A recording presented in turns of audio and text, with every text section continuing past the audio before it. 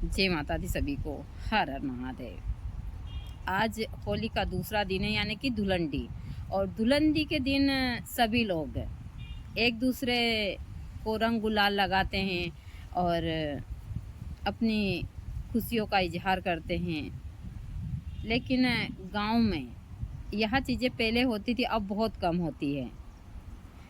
पहले भी गांव में या उसी प्रकार से होती थी। यदि गांव में किसी की मृत्यु हो जाती है तो पहले गांव में उनके घर रंग गुलाल डालते हैं, उसके बाद में बाकी लोग बाग एक दूसरे को रंग गुलाल लगाते हैं। गांव की परंपरा आज भी उसी हिसाब से है। यहाँ जो हमारा गांव है काफ़ी बड़ा गांव है। यहाँ पर पहले गांव के सभी सदस्य सुबह जल्दी स्नान कर कर होली के पास इकट्ठे होते हैं। वहाँ से थोड़ी सी राख लेते हैं और गुलाल में मिलाते हैं। जिनके घर मृत्यु होती है वहाँ पर ढोल लेकर और उस हिसाब से सभी लोग जाते हैं। उनके घर में सभी सदस्यों को गुलाल लगाते हैं और उनको आने वाले अच्छे भविष्य के बारे में शुभ कामना देते हैं और सभी कार्यों के लिए उनको बोलते हैं कि आज से आप अपने घर में अच्छे कार्य कीजिए, जो भी विवाह वगैरह सारी चीज़ें चालू कीजिए।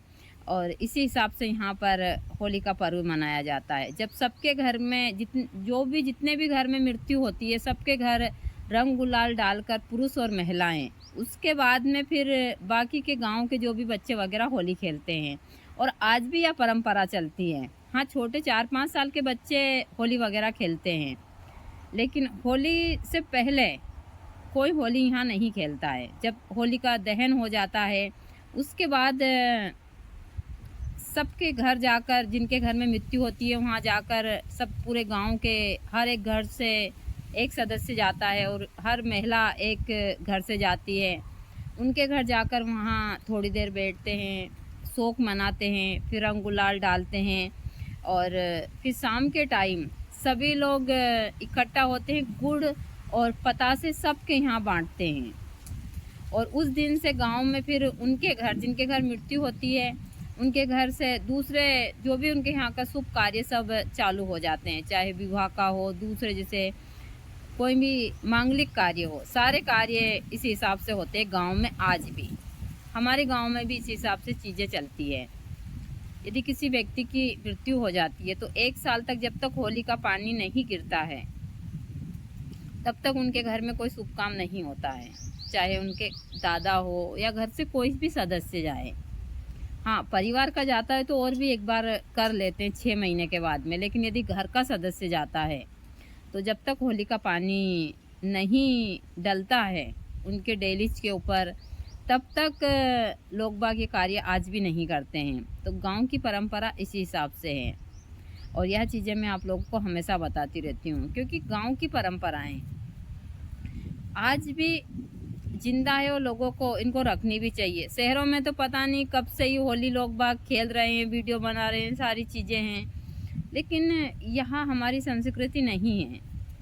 हमारी सारी संस्कृतियों को लोगों ने आजकल सोशल मीडिया के ऊपर इस प्रकार से कर दिया है, बहुत ज़्यादा ख़राब कर दिया है।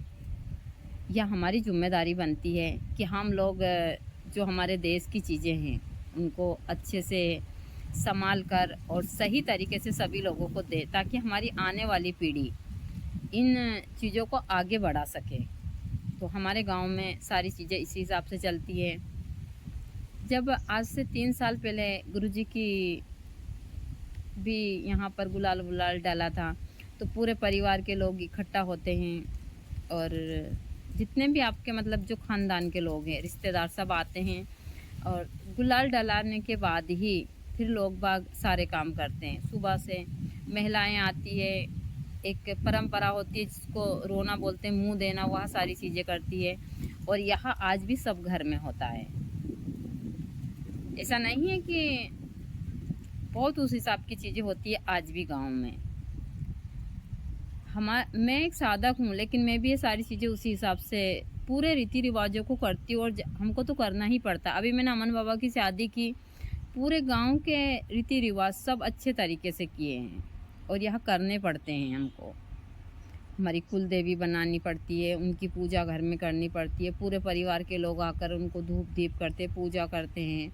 हमको भी सारी चीज़ों का नेम धेम सारे तरीके करने पड़ते हैं। गांव में शादियां इसी हिसाब से आज भी होती हैं। गांव की शादी में आज कुछ कुछ लोग दिखावा करते हैं, लेकिन सभी लोग साधारण तरीके से जो रीति रिवाज है वह तो करते ही हैं और यह करने भी चाहिए। यहाँ हमारे यहाँ धुलंडी के दिन का सुबह का दृश्य देख सकते हैं। हर जगह फल पड़े, हमारे झूले वूले सबके ऊपर पूरा फल।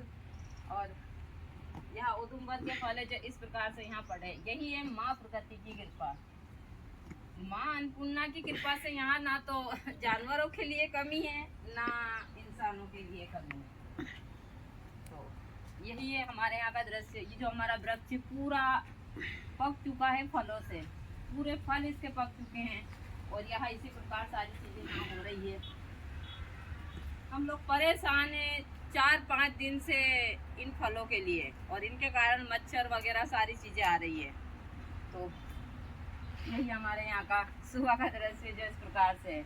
अब सुबह इसी हिसाब से होती है हमारी, क्योंकि अभी बहुत सारे से फल पेड़ है जिनके फल गिरते हैं और पकते हैं। तब तब गिर ही रहे हैं, यहाँ खड़े हैं फिर भी इस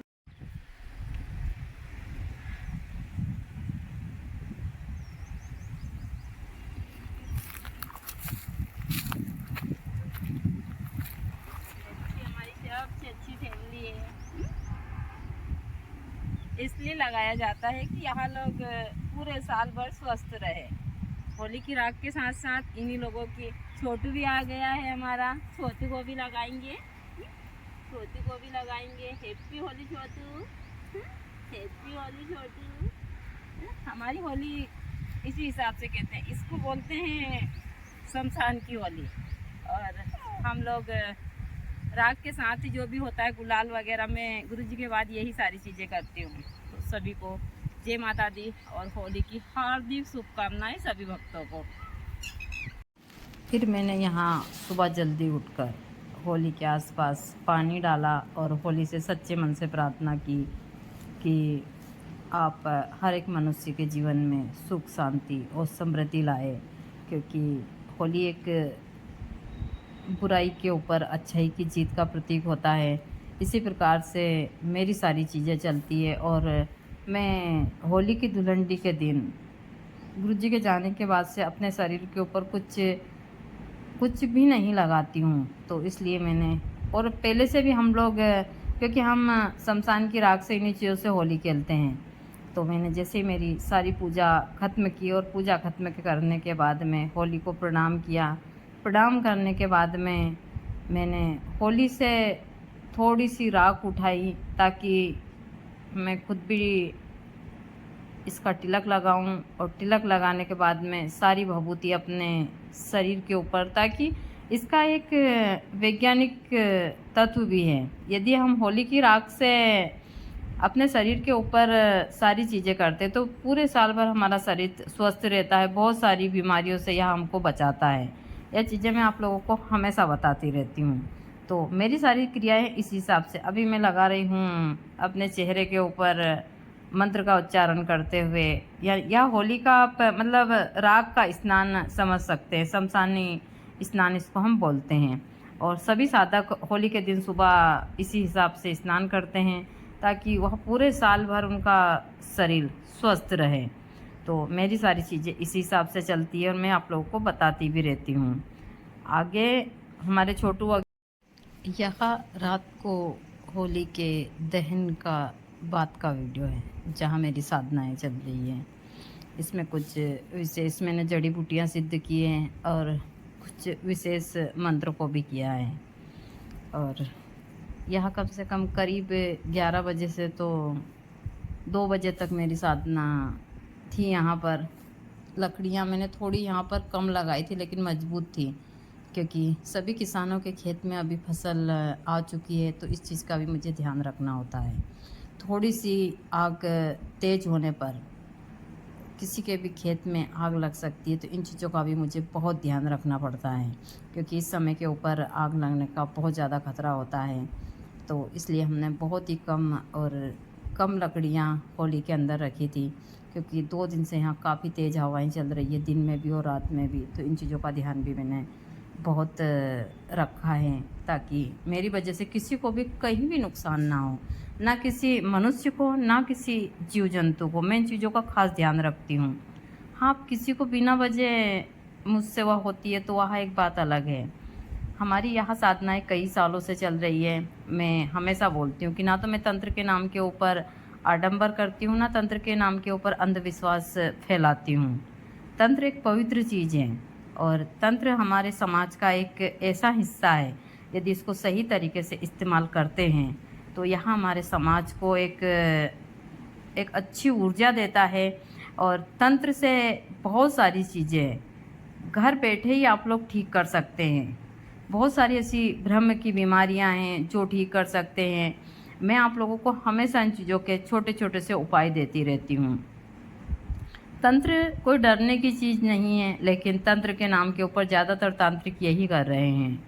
तंत्र में ऐसा नहीं है कि आप काले ही वस्त्र पहने या बहुत सारी ऐसी चीज़ें पहने दिखावा करें, नहीं। एक साधक का काम होता है कि अपने साधना के मार्ग के ऊपर ईमानदारी से चलना और जो भी जनहित के कार्य है उसके लिए काम करना, ना कि हम लोगों को तंत्र में दिखावा करना सारी चीज़ें। लेकिन आजकल तंत्र तो इसी नाम के ऊपर चल रहा है। ज़्यादातर तंत्र के नाम के ऊपर डर वगैरह यही सारी चीज़ें दी गई है और तंत्र इन्हीं चीज़ों से ही बदनाम है।